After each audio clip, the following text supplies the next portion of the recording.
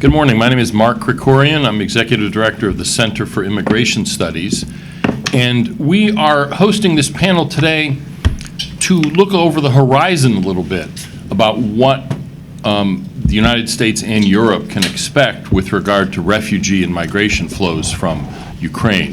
When the war started, nearly 8 months ago now, when the Russians invaded February 24th, there was a lot of coverage early on of the large numbers of Ukrainians who were leaving, going through Poland and Hungary and Romania, many of them staying there, many of them going on to Germany and elsewhere, as well as initially significant numbers of people crossing the Mexican border. And then there was a program announced, so that there was early on a lot of talk about what was going on with Ukrainian refugees and migrants. But there hasn't been as much since then, and we thought it was worth looking ahead at what may very well be new waves of people coming out of Ukraine or caused by the Ukraine conflict, even if they're not coming from Ukraine.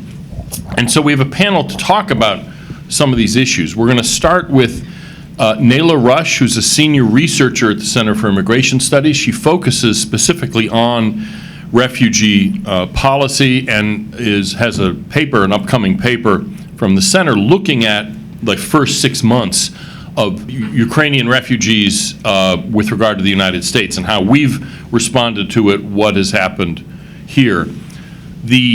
And so that's going to be kind of the look at what has happened, at least with regard to United States policy.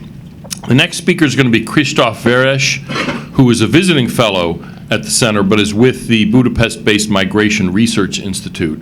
And he and Monica, the next speaker, returned from a trip in Ukraine, and he's going to be talking about the internally displaced people, the people who aren't technically refugees left yet because they haven't left their country, but who are, in a sense, sort of potential refugees, because if there are problems, they are the ones who've already left their homes and have kind of started to uproot themselves. And so he's going to tell us a little about what he saw on his visit to his trip around Ukraine. The next speaker is going to be Monica Palotai, who's a visiting fellow at the Hudson Institute here in Washington.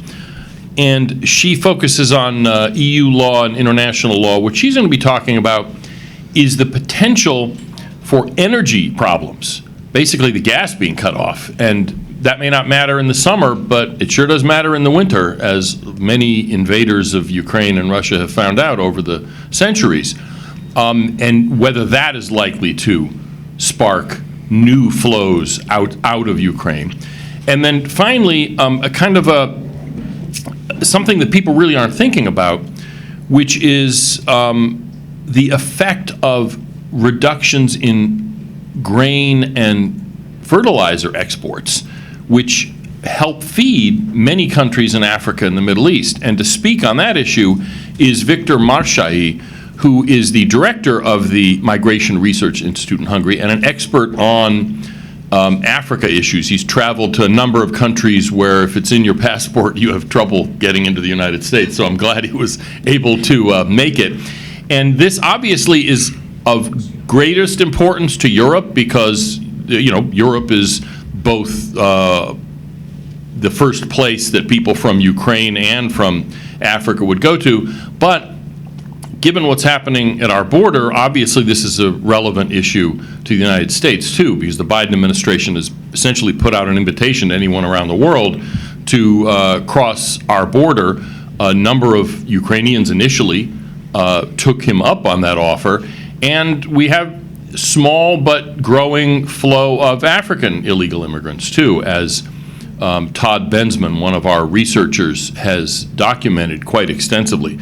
So I think this is something that I hope will shed light on what's coming, not just what had already happened. And so what we'll do is each of the speakers will go in turn, and then we'll take some Q&A.